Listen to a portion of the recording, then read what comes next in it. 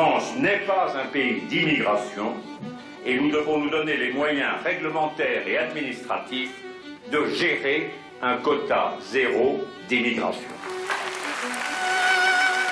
La France n'est plus, ne peut plus être une terre d'immigration nouvelle. Je l'ai déjà dit et je le réaffirme, quelque généreux qu'on soit, nous ne pouvons accueillir toute la misère du monde.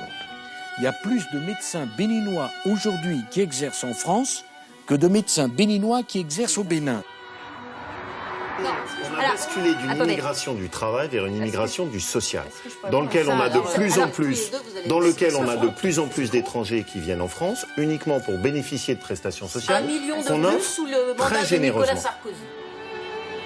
Comment allez-vous gérer le problème des déficits alors que l'immigration coûte des milliards à la France? Un excédent de 12 milliards par an dans l'immigration, études de l'Université de Lille. Alors il faut la doubler, madame, comme ça il y aura 24 milliards de bénéfices.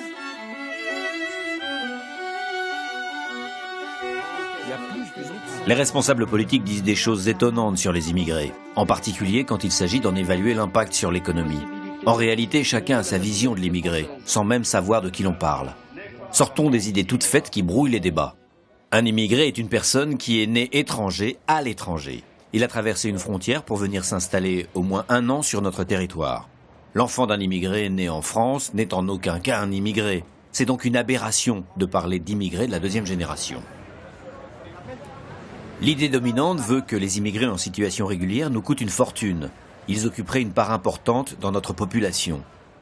Car un peu comme avec les températures, réelles ou ressenties, nous avons parfois la sensation d'être envahis. Nous pensons qu'il y a trop d'immigrés en France. 15, 20, 25% selon les enquêtes d'opinion. Mais la réalité est tout autre. La part des immigrés légaux en France est certes en hausse, mais à un rythme qui est loin de l'explosion, 1,2 points en 30 ans. 2 000 €, 800 €, réduire 8,8% de notre population à sa valeur économique a-t-il un sens? Peut-on mesurer le rôle des immigrés dans notre économie? Nous croyons que les immigrés sont majoritairement pauvres, dépendants des aides, le plus souvent noirs ou arabes, confinés dans de minuscules appartements. Or, cette population regroupe des personnes d'origine et de niveau social très variés, allant du joueur de football de Ligue 1 à la femme qui garde nos enfants.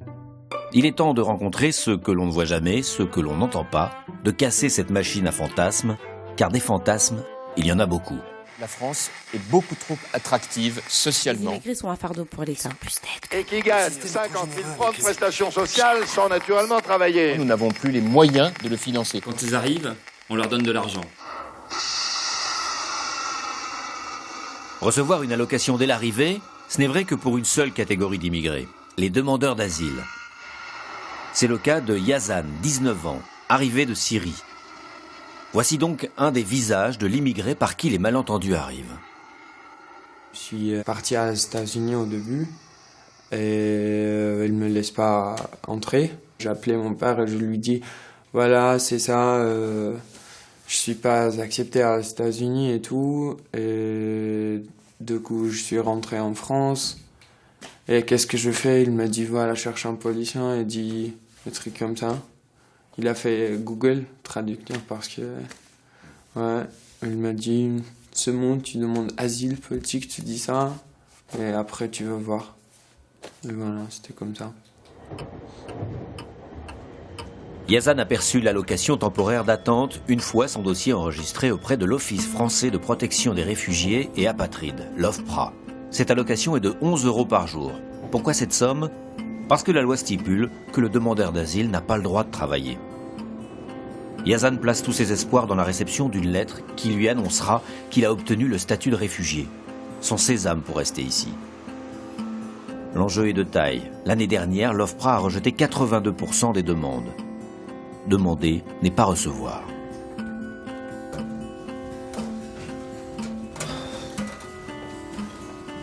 Pour compléter ses 330 € par mois d'allocation de subsistance, Yazan reçoit un peu d'argent de son père resté en Syrie. Tous n'ont pas cette possibilité. Être demandeur d'asile n'est pas un choix. Rien à voir avec les 200 000 immigrés légaux hors Union européenne qui s'installent en France. Ces derniers n'ont droit à aucune aide financière. Ils en sont plutôt de leur poche. Je pense que si on veut discuter sereinement du coût de l'immigration, il ne faut pas seulement se poser la question de ce que ça nous coûte à nous, il faut aussi se poser la question de ce que ça leur coûte à eux et de l'investissement qu'ils ont consenti pour venir en France.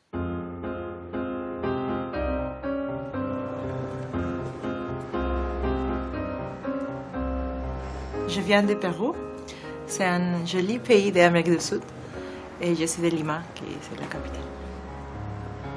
J'ai parlé avec mon banque péruvienne et je lui ai dit je voudrais faire une expérience en France.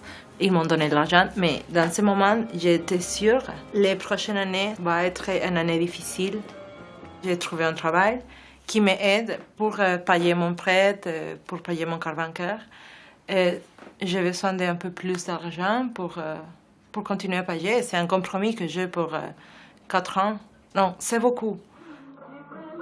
Le cas de Milly bouscule notre regard sur ce qu'est un immigré. Ce n'est plus forcément un homme solitaire venu du continent africain. Aujourd'hui, l'immigration se féminise. La majorité des immigrés sont des femmes. Et la France n'accueille pas la misère du monde. Les plus pauvres ne migrent pas. Ce sont des gens qui commencent à atteindre un certain niveau de prospérité économique, qui ont les moyens de migrer. Car pour migrer, il faut quand même avoir des moyens, il faut être informé, il faut avoir une idée un peu du monde, il faut avoir des contacts. Et les plus pauvres n'ont pas les contacts et les moyens nécessaires. Revenons à nos immigrés majoritaires, ceux qui peuvent toucher des aides. Sont-ils venus en France, attirés par notre générosité? Je n'ai jamais eu de l'essai de l'État, principalement parce que quand j'étais à Nice, je ne savais pas à propos de la CAF. Et après, quand j'ai appris de la CAF, il était 3 mois avant de finir mon MBA. Et j'ai dit, pour 3 mois... Tu vois, à Nice, je n'étais pas consciente. Aujourd'hui, si j'ai appris de la CAF, bien sûr, j'irai. Milly n'est pas une exception. 30% des immigrés n'auraient recours à aucune aide. La complexité administrative, le manque d'informations, la barrière de la langue expliquent cette situation. Mais ceux qui touchent des aides, reçoivent-ils plus que les natifs? Et à quelles conditions? Notre système n'est pas plus généreux envers les immigrés qu'il ne l'est envers les Français de naissance. C'est-à-dire que les conditions d'accès au système de protection sociale sont les mêmes, voire même sont parfois plus strictes pour les populations immigrées. Les aides en France, elles sont conditionnées par des questions de régularité du séjour, d'une part, par des conditions de durée de séjour en France et par un certain nombre de critères qui sont les critères qui sont d'ailleurs appliqués à d'autres franges de la population française.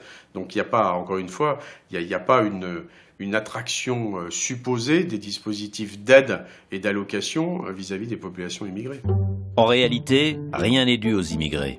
Pour obtenir le RSA, le revenu de solidarité active, il faut avoir un titre de séjour en règle et 5 ans de présence sur le territoire. La couverture médicale universelle, la CMU, n'est accordée qu'aux immigrés ayant un titre de séjour et après 3 mois de présence sur notre sol. Quant à l'AME, l'aide médicale d'État qui alimente tant de controverses politiques, elle ne concerne que les immigrés sans papier, justifiant de 3 mois de présence sur notre territoire, et représente 0,4% de l'ensemble des dépenses de la branche santé. Il y a fort à parier qu'en arrivant de Pologne, jeune, diplômé des Beaux-Arts, Julia ne savait rien de l'AME ou de nos prestations familiales. Ce qui a motivé son installation tient à un tout autre domaine. Je suis venue en France pas parce que j'étais forcée, ma situation dans mon pays m'obligeait de le faire. C'était mon choix, c'était par amour. Je rencontrais mon actuel mari en Pologne, qui est venu en stage Erasmus aux Beaux-Arts. Voilà. 7 ans plus tard, Julia travaille dans une boutique de prêt-à-porter haut de gamme. Elle a un enfant de 4 ans, Luciane. En fait, Julia mène une vie de famille de classe moyenne comme il en existe partout en France. Celle qui ne touche aucune aide sans pour autant se permettre des folies. J'ai fait mes études en Pologne, donc j'ai jamais vraiment travaillé en Pologne. Je découvre vraiment la vraie vie adulte en France. Quand on a eu notre premier appartement, on a eu un peu d'aide au logement. Mais ça a duré 1 an peut-être, 2, pendant que j'étais étudiante et mon mari il était toujours étudiant, mais il a commencé en parallèle son activité professionnelle. Voilà, et moi toute seule, j'ai jamais eu d'aide. Je me sens pas comme un fardeau parce que je travaille, je paye tout ce qu'il faut payer et puis voilà, la preuve, on essaye de profiter le moins possible. On essaye de se débrouiller et d'appartenir à la société, tout simplement. Julia ne perçoit aucune aide parce qu'elle n'y a pas droit. Milly, elle, ne demande rien parce qu'elle ne sait pas. Quant à Yazan, son statut de demandeur d'asile lui permet de bénéficier d'une allocation. Mais les autres, sont-ils plus nombreux à percevoir des aides que les natifs ? Les immigrés se retrouvent en règle générale surreprésentés dans un certain nombre de prestations, en particulier en matière de chômage, d'aide sociale, d'aide à la famille. Donc les immigrés sont surreprésentés dans les risques pour lesquels on dépense finalement le moins, c'est-à-dire tous les risques hors santé, dépenses de retraite, qui représentent, on va dire, pas loin de 80% du total de la dépense de protection sociale en France. Si l'on compare avec le reste de la population, les immigrés coûtent moins à l'État, là où l'État dépense le plus, la santé et la retraite. Tout simplement parce que les immigrés sont jeunes et donc plutôt en bonne santé. Et quand ils travaillent, ils cotisent. De ce fait, ils apportent leur part à notre économie. J'ai pris rien de l'État de France, rien, mais je donne parce que je suis ici et je travaille. J'ai mon salaire et quand ils m'expliquent pourquoi comme ça de mon salaire et là-bas, ils m'ont dit c'est pour la retraite. Dans ce moment, je comprends et je respecte beaucoup la planification de l'État pour avoir une bonne retraite. Maintenant, je dis, est-ce qu'il y a une possibilité, je ne le dis pas, mais je pense, il y a une possibilité de dire non, je ne veux pas mon retraite, donnez-moi l'argent, mais parce que c'est beaucoup. La retraite, la mutuelle, la sécurité sociale, tout. Voilà bien une réaction universelle, pester contre les charges. Mais justement, regardons comment les immigrés contribuent au système. Si l'on calcule la différence entre ce que les immigrés versent en cotisation et en impôts, et ce qu'ils reçoivent en prestations sociales, quel sera le résultat ? Quelle est leur contribution fiscale nette directe ? Dans la plupart des pays de l'OCDE, la contribution fiscale nette directe est positive pour les ménages immigrés, c'est-à-dire les ménages où il y a au moins une personne qui est immigrée. Elle est légèrement moins positive que pour les natifs, et ça c'est dû au fait que les ménages immigrés contribuent moins au système, mais pas au fait qu'ils reçoivent plus de prestations sociales. En moyenne, dans les pays de l'OCDE, l'immigration, les ménages immigrés contribuent positivement ou négativement aux finances publiques, mais toujours de façon marginale. Ça représente en général moins de 1 demi-point de PIB. 1 demi-point de produit intérieur brut, c'est tout. Premier enseignement, les immigrés suivant les années contribuent plus à notre système qu'ils ne reçoivent. Deuxième enseignement, il serait illusoire de vouloir établir une politique migratoire basée sur le coût ou le bénéfice financier de l'immigration.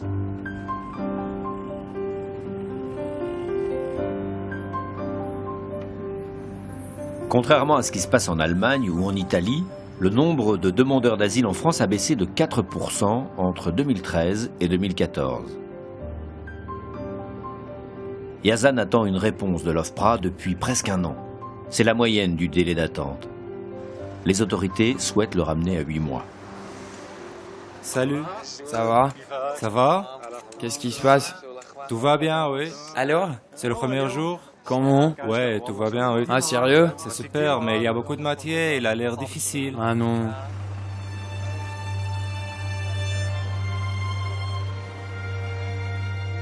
Pour toucher du doigt une certaine normalité, Yazan retrouve régulièrement son ami Maj, étudiant syrien en Master 2. Quand on était là, à côté de ton université et tout, j'étais vraiment jaloux. Pourquoi ? Tout le monde, tous les étudiants, partout et tout, et moi je ne fais rien. Ça fait 1 an que je juste regarde les étudiants et tout faire tout. Franchement, je sais pas quoi dire. Je veux avoir mes papiers. Tu vois, je cherche à l'université, boulot, je te dis, n'importe quoi, mais une chose pour faire. Vraiment, les démarches administratives et tout ça, moi je sais pas, c'était vraiment choquant pour moi. Il me demande d'avoir à peu près 7 300 € dans mon compte. L'an dernier, je donnais une prise en charge par mon oncle. Ils ont accepté, c'était bien. Mais là, j'ai donné exactement la même chose. Ils ont refusé. C'est malheureux parce que moi, j'ai ce qui est suffisant pour moi pour quelques mois. Mais j'ai pas 7000, bien sûr. Heureusement, j'ai un peu travaillé pendant l'été, comme c'est bien, alors... Un petit peu? Oui. Ouais. Ça va, je gardais un peu à côté, mais... Tu vas essayer de demander de l'argent à tout le monde. Il faut demander. Malheureusement, il faut demander.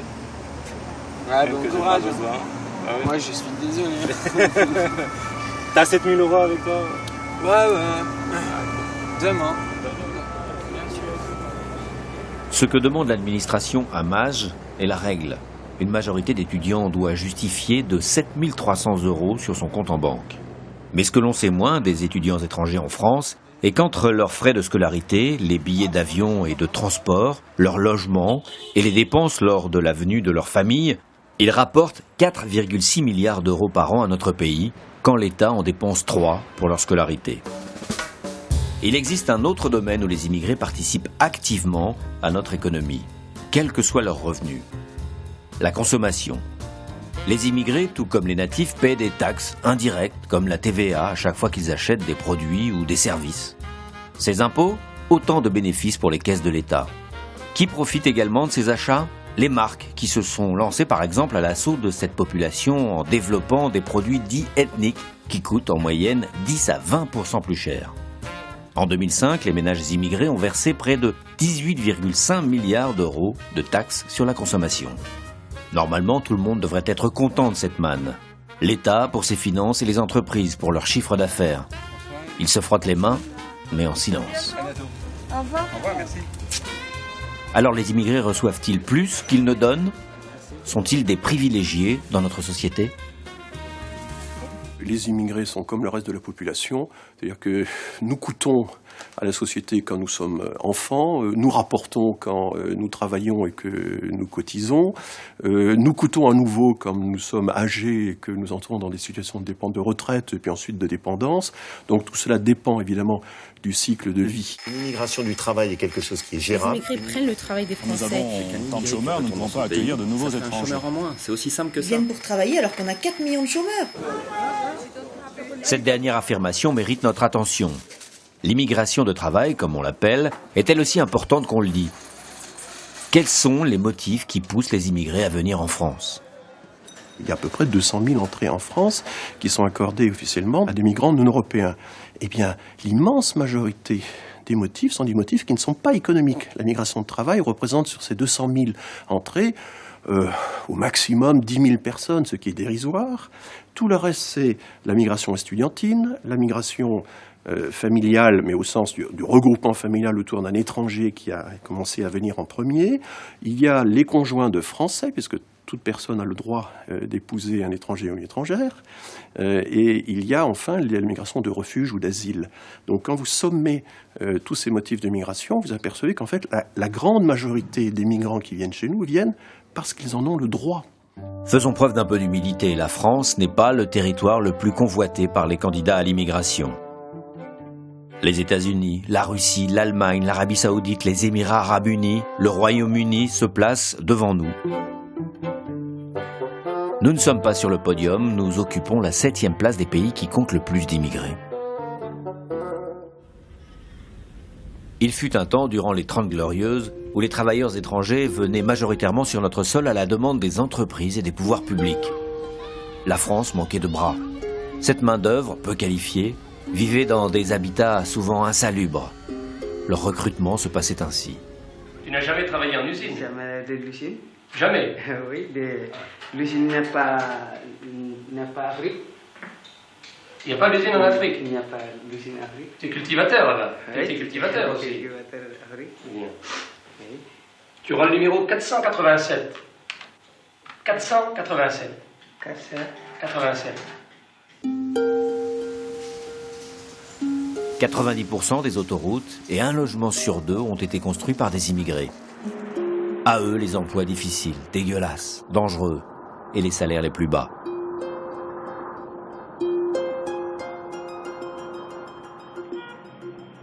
Aujourd'hui, l'activité des immigrés s'est considérablement diversifiée. Mais certains secteurs comme le nettoyage, la surveillance, le bâtiment, l'aide à la personne pourraient être qualifiés d'immigro-dépendants. L'hôpital est en passe d'entrer dans cette catégorie. Et à défaut de pouvoir délocaliser, le secteur de la santé fait appel à du personnel médical étranger.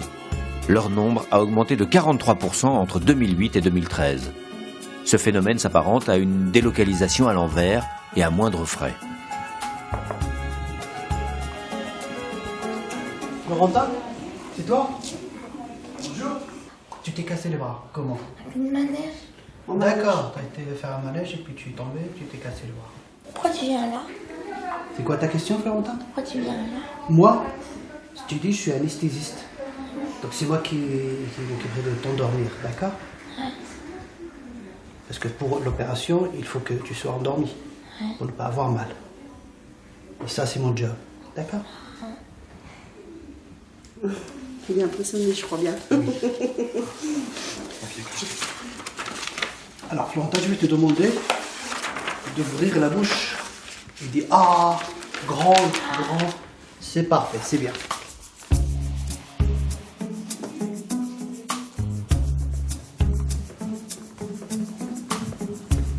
J'ai été formé en tant que médecin au Maroc. Donc c'est le Maroc qui a supporté cette formation.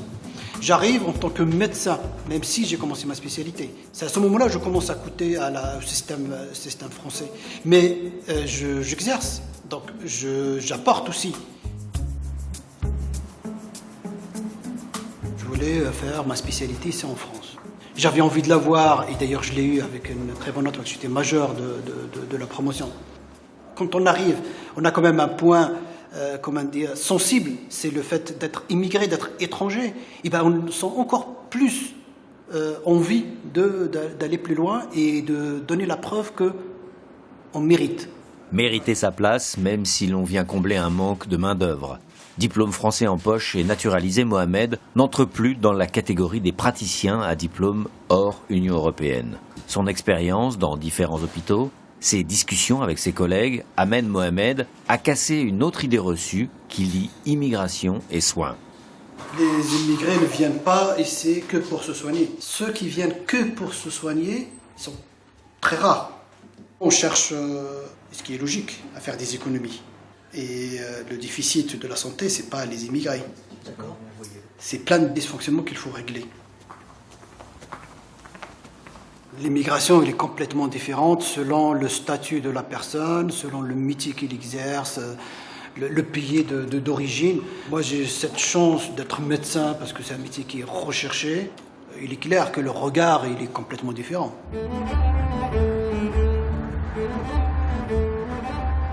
Et puis, il y a ce que nous sous-estimons toujours à propos des immigrés, leur esprit d'initiative.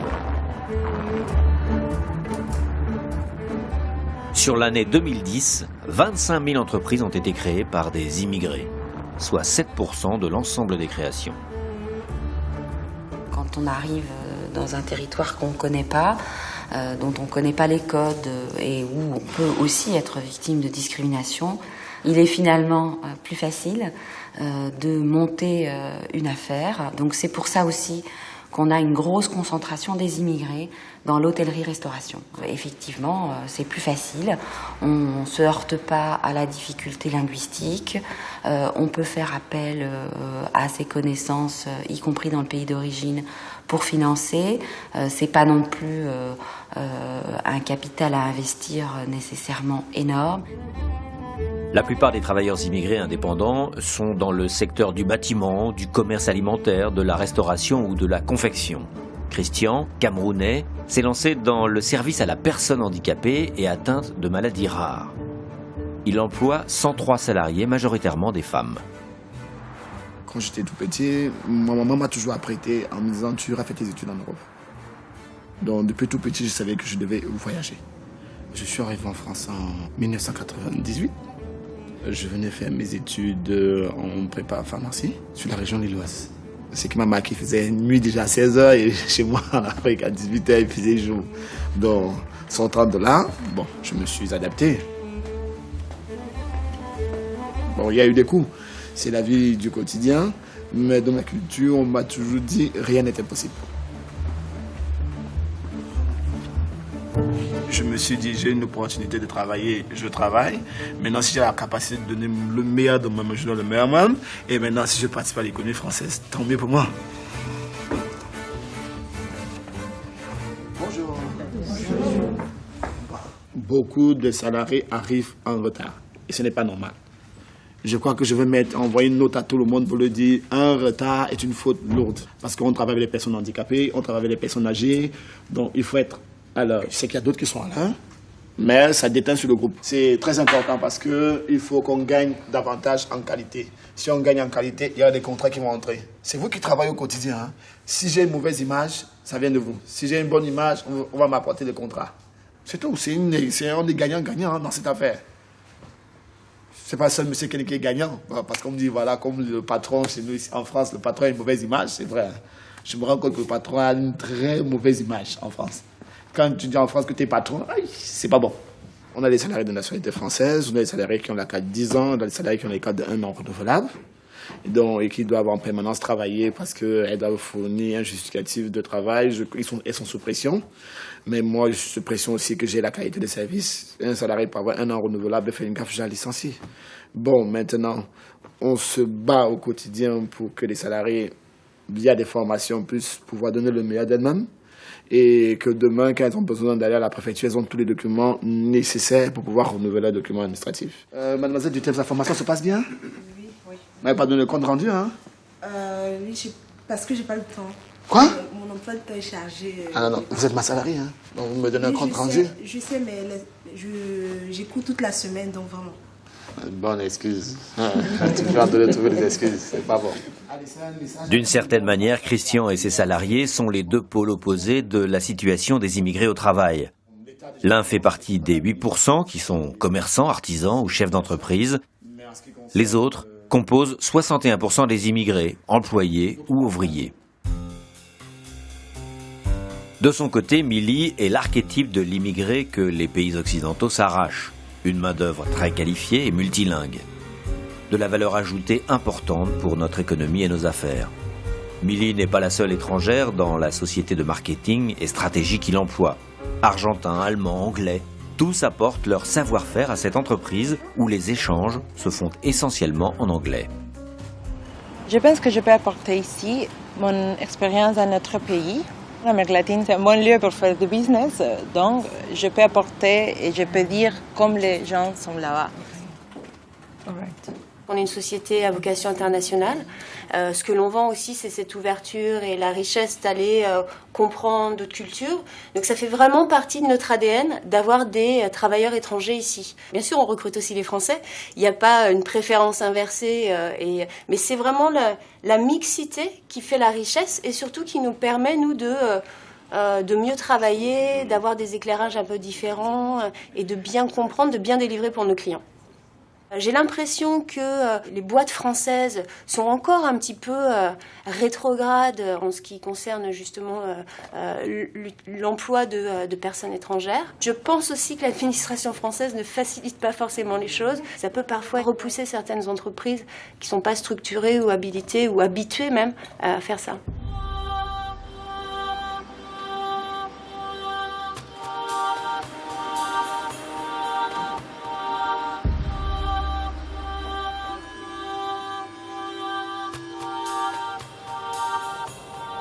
Il y a un marché de l'emploi qui constamment amène pas trop d'A Français à s'intéresser à l'immigration. Aujourd'hui, en ce moment, comme il y a 20, 30 ou il y a 150 ans, je dirais que la réalité de la révolution industrielle jusqu'à nos jours a amené cet apport de main-d'œuvre à servir le patronat dans des conditions qui sont jamais fixes. Il y a constamment des périodes économiques qui vont provoquer des relations sinusoïdales, on pourrait dire, avec ces ouvriers immigrés. Et donc l'attitude du patronat est très liée à la réalité économique.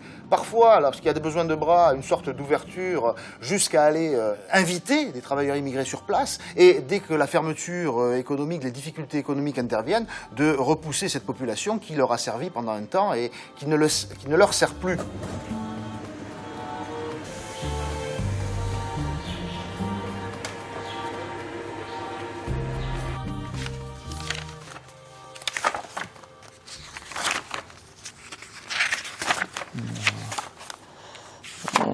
J'ai tout par mail.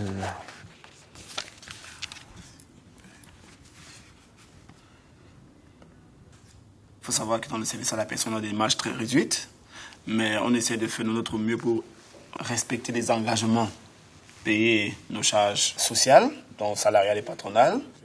En 2013, j'étais en moyenne entre 15 et 16 000 par mois, avec les caisses complémentaires dans les 20 000.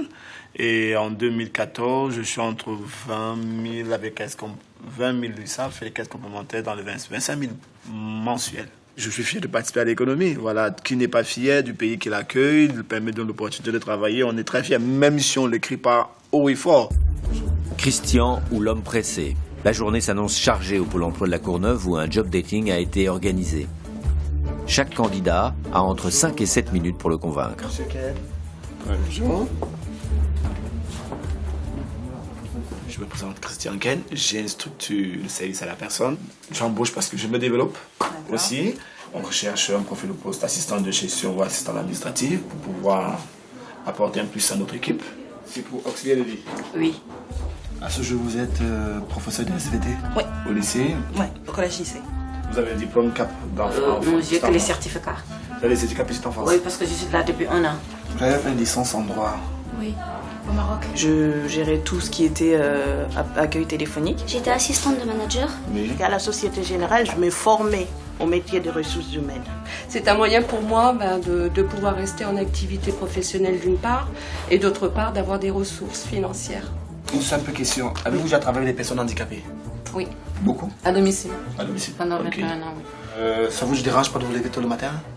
Ah, je me lève déjà très tôt. Oui. Vous avez fait les 3 cailloux? Oui.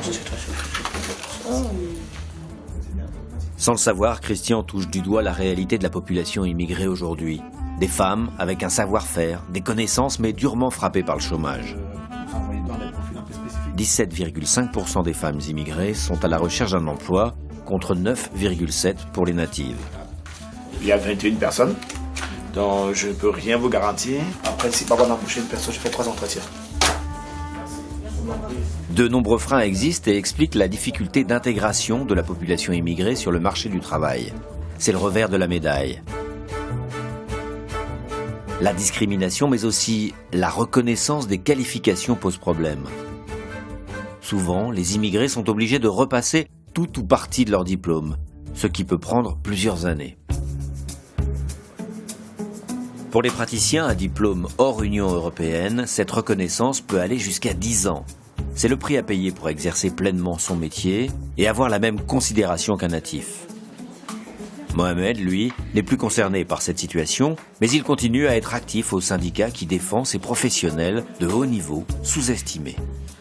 Tu arrives quelque part, on est dans le besoin, oui, docteur, venez, c'est le tapis rouge, on te déroule le tapis rouge. Tu es au service de la communauté, les collègues t'apprécient, les infirmières t'apprécient, l'administration t'apprécie, tu restes là des années, et puis un beau jour on dit voilà, tu n'es pas inscrit à l'ordre, tu ne peux pas avoir accès à telle chose, tu ne peux pas siéger dans telle commission. Voilà autant d'éléments de discrimination qu'on peut ressentir. On est recruté pour exercer un métier, quel que soit ce métier-là, parce que voilà, médecin ou quelqu'un dans le bâtiment, c'est pareil. Il n'y a pas de jugement de valeur, mais on est tous considérés comme une main-d'œuvre. Tant qu'on vient de l'étranger, on est une main-d'œuvre. On est une main-d'œuvre, on en a besoin. Et j'ai l'impression que ce qui gêne, c'est qu'il y a dans la tête de beaucoup de Français cette notion que beaucoup n'arrivent pas à se départir de la colonisation, à savoir que, voilà, les pays qui viennent de pays colonisés, ils ne doivent jamais occuper le même titre que les Français de souche. Et ça, beaucoup de gens ont du mal à l'accepter. Je reviens aussi sur le fait que ces praticiens sont à la fois pour l'économie en France, en fait, c'est un gain pour l'économie en France. Ils ont été formés ailleurs. Donc, cette économie, je pense qu'elle a été même, à un certain moment, évaluée à des centaines de millions d'euros. Donc, une discrimination qui ne dit pas son nom. Et je pense que l'esclavage médical... Pour illustrer ce que tu dis, je vais te donner juste un exemple. Le salaire d'un praticien hospitalier temps plein à l'hôpital, à échelon égal, c'est-à-dire au premier échelon, il est de 48 589 €. Et le salaire du praticien attaché associé temps plein à l'hôpital, il est de 29 845 €. Il y a 40% de différence entre le praticien hospitalier et le praticien attaché associé. Et pour ça, il ne faut surtout pas baisser les bras. Il faut qu'on continue. Dès lors qu'on s'est investi dans un pays où aujourd'hui on se sent français comme tout le monde, on est heureux ici, il n'y a pas raison qu'on fasse marche arrière. Et ça, c'est un élément important. D'autant plus que beaucoup parmi nous ont la nationalité, beaucoup parmi nous sont mariés ici, ils ont des enfants ici, ils vivent ici, ils ont leur logement ici, ils ont tout ici. Voilà. Ils participent à l'économie française, ils payent beaucoup d'impôts, donc il n'y a pas lieu aussi de faire marche arrière. Continuer à se battre contre les idées reçues, l'imaginaire. Rien n'est jamais vraiment acquis pour ces immigrés dans leur pays d'accueil. Les idées reçues ont la vie dure. Mais pour ce qui est de leur rapport à notre économie, où en sommes-nous vraiment ? Ils sont importants dans certains métiers, ils apportent aussi une ouverture sur le monde. Donc dans certains métiers qualifiés, dans certaines entreprises internationalisées, ils sont extrêmement importants, c'est vrai. Toutes les politiques d'intégration, y compris d'intégration économique, d'insertion sur le marché du travail par exemple, c'est un véritable investissement. Et toutes les politiques que l'État pourra entreprendre dans ce sens permettront aux immigrés de maximiser leur contribution économique. Vous insistez beaucoup ce soir. Quand on en a plus besoin, ils doivent partir. Le nombre, ça fait qu'il n'y a pas pu y avoir d'intégration. Les immigrés ne veulent pas Si nous acceptons notre système d'intégration. S'ils partaient, franchement, ça irait mieux pour notre économie. Une France sans immigrés. Ce serait ça la solution pour retrouver l'équilibre de nos finances publiques ? Certains parmi nous en rêvent et croient que c'est possible.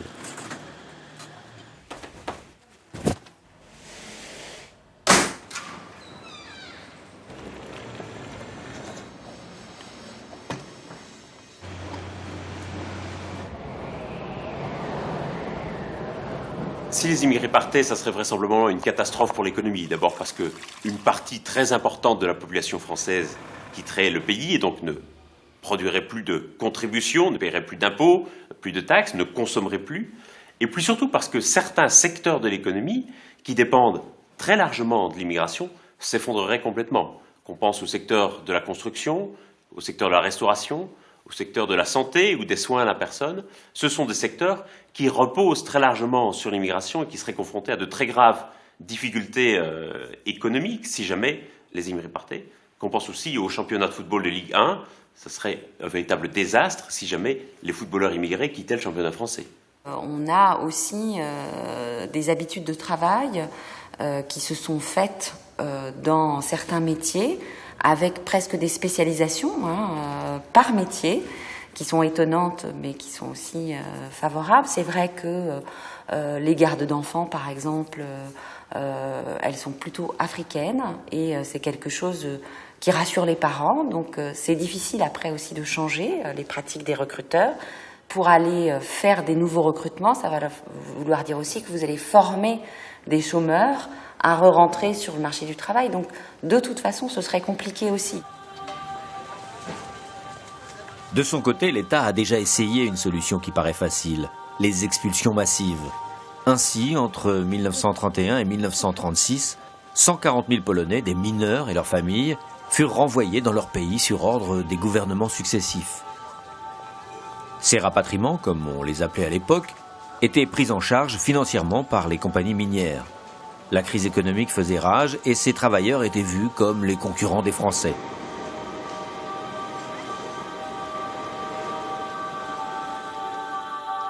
Des décennies plus tard, à la fin des années 70, le gouvernement de Raymond Barre cherchera à réduire lui aussi le nombre d'immigrés installés sur notre territoire. Cela prendra la forme d'une incitation financière, 10 000 francs d'aide au retour, ou d'accord avec les anciennes colonies. Contrairement à ce que certains disent, les travailleurs algériens qui partent ne reviennent pas ensuite. Car avant de partir, ils donnent leur titre de séjour et de travail. Et comme nous ne délivrons plus aucun titre, qu'ils reviennent en touristes sous leur vrai nom ou sous leur faux nom, il n'y a aucun danger. Restreindre, contenir, des idées toujours en cours qui laissent penser que les travailleurs immigrés devraient être une variable d'ajustement pour notre économie.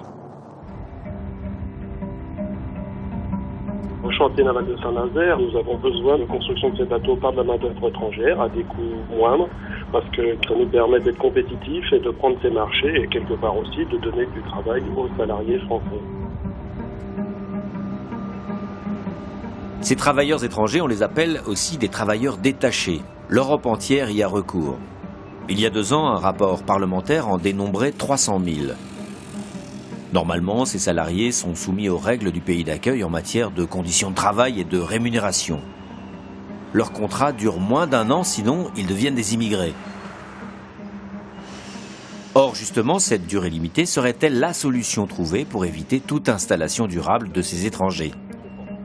À cela s'ajoutent des abus, voire des violences sur les lieux de travail.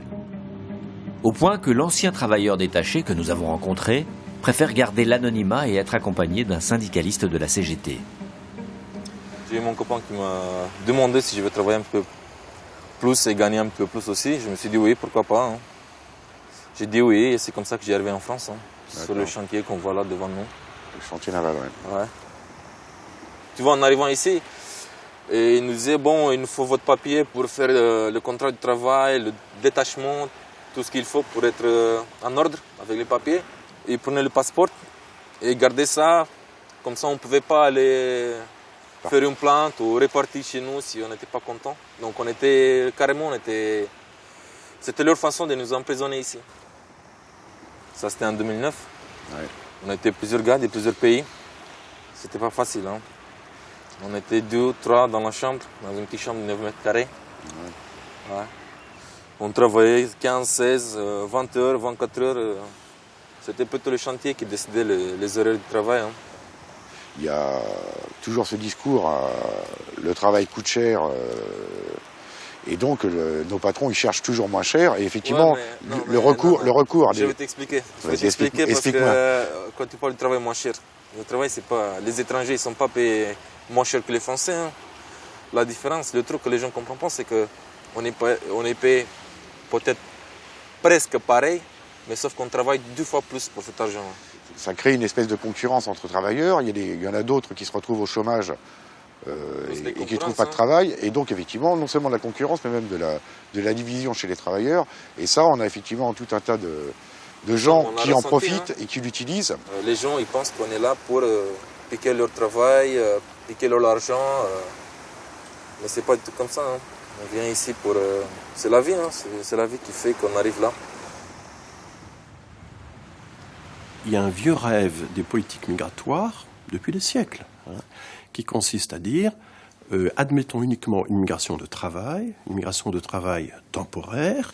Le problème, c'est que toute migration économique finit par devenir aussi une immigration familiale. On n'envisage pas que l'immigrant puisse dormir, qu'il puisse vivre, qu'il puisse penser, qu'il puisse amener avec lui des vecteurs culturels, qu'il puisse amener sa famille. Donc il y a une sorte de déshumanisation du regard de l'administration française vis-à-vis de l'immigration qui fait qu'on étudie l'immigration qu'en termes de chiffres, qu'en termes de rentabilité, qu'en termes d'utilité économique, avec cette idée que voilà, un immigré viendra en France, heureux de venir en France d'ailleurs, auquel on fait finalement une faveur, et il viendra en France pour un temps donné, pour une période donnée, pour un moment donné, et il rentrera au pays. C'est-à-dire que la politique d'immigration n'a pas envisagé pendant très longtemps cette capacité qu'auront les migrants à faire souche, on pourrait dire, à s'installer dans la société française, à y rester. Allô, mon petit amour, comment vas-tu? Maman, et toi, comment vas-tu? Donne-moi tes nouvelles d'abord. J'ai eu mes papiers. Félicitations. Merci. Tu sais, on ne m'a pas donné l'asile politique. C'est quoi alors? C'est écrit selon la loi d'entrée de résidence des étrangers, on vous donnait la protection subsidiaire mentionnée dans la Convention de Genève. Vous pouvez faire appel de cette décision devant l'accord de droit d'asile sous une période de 30 jours suivant le premier verdict. Mais c'est quoi alors? C'est une protection renouvelable tous les ans. Et maintenant, qu'est-ce que tu comptes faire? Je dois continuer le process, faire les titres de séjour, l'assurance maladie et tous les trucs. Que Dieu t'aide, t'accompagne et te protège, mon fils. Merci, au revoir maman. Maintenant qu'il est sous protection subsidiaire, Yazan peut rester en France. Pour lui commence le processus administratif propre à toute personne arrivant sur notre territoire. Premier passage obligé, la préfecture de police. Et dès 7h30 du matin, il y a du monde à l'ouverture des portes.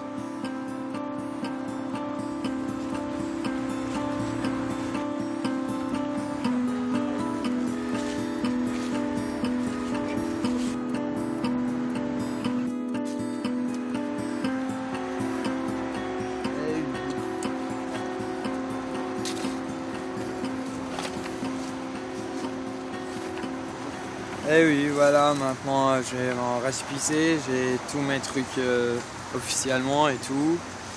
Et voilà, il faut trouver un boulot à tout de suite. Peut-être je veux faire l'université et tout.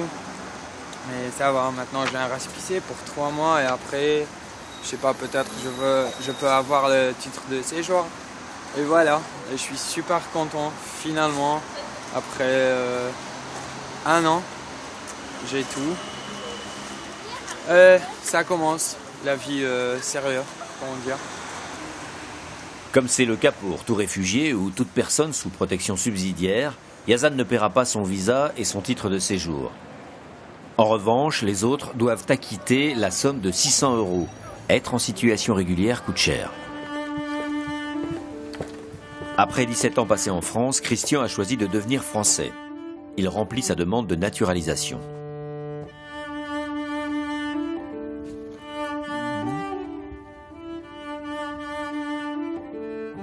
Ma maman a côtoyé la culture française au Cameroun. Donc voilà, j'ai été un peu baigné dans la culture française. Bon, on peut avoir un peu qu'il y a un intérêt quand on est chef d'entreprise, mais ce n'est pas ça qui est le plus important, qui est la première motivation. C'est d'abord régulariser quelque chose qui permet d'être bien dans le pays qui nous a accueillis, qui nous a présenté des opportunités. Je n'ai pas dit que c'est facile, loin de là.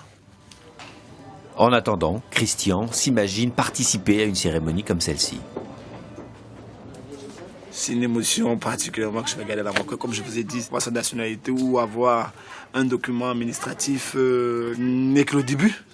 Ce n'est pas la fin. Madame Labidi, Monsieur Christian Ken. Le mot du jour, c'est bienvenue. Cette cérémonielle est importante pour la France, dont la tradition d'accueil remonte à des siècles. Avant vous, beaucoup de femmes et d'hommes ont fait la même démarche, le même choix, et ont contribué au dynamisme et au rayonnement de notre pays. En devenant français, vous accédez en tant que citoyen à de nouveaux droits. En contrepartie, vous acceptez de nouveaux devoirs. La France est désormais votre patrie. Vous pouvez être fier d'être français. La France est fière de vous accueillir.